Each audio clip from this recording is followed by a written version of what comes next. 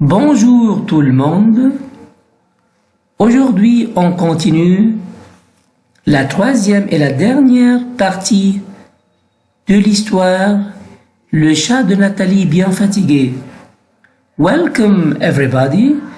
Today we are going to continue the third and the last part of our story.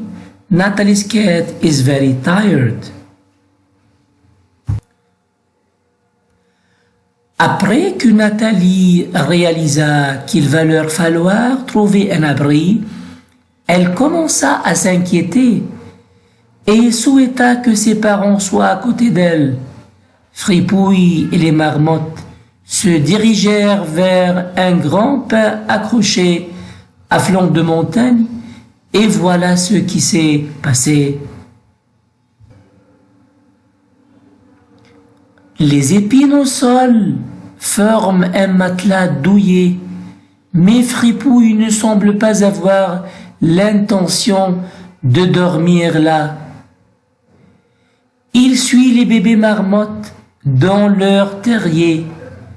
Nathalie pense qu'elle ne réussira jamais à le suivre, quand soudain le tapis d'épines s'écroule, laissant apparaître une véritable ville souterraine.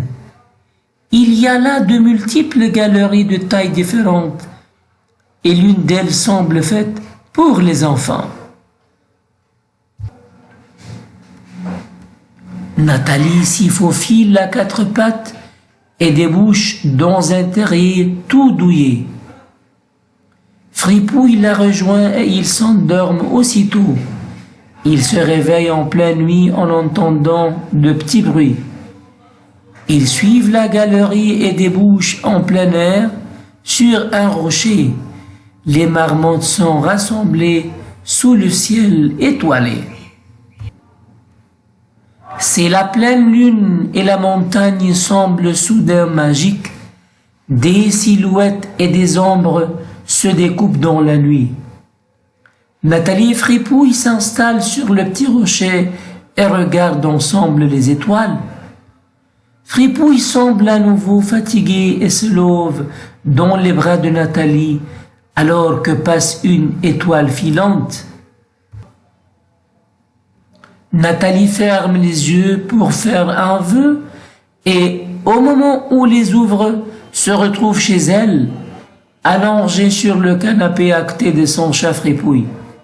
Depuis ce jour, Nathalie est encore plus patiente avec Fripouille, car elle a compris qu'il allait bientôt les quitter pour rejoindre les étoiles. Les dernières semaines de Fripouille sont douces et la vie semble avoir ralenti dans la maison. Fripouille ne manque ni de framboises ni de câlins et s'éteint paisiblement. Le soir même, une étoile filante illumine la nuit et semble faire un clin d'œil à Nathalie. Depuis ce jour, Nathalie pense régulièrement à Fripouille. Son chat lui manque beaucoup et elle a besoin d'évoquer ses souvenirs avec ses parents. Malgré son chagrin, Nathalie reste sereine car elle sait que Fripouille veille sur eux depuis les étoiles. Voilà, c'était la fin de notre histoire.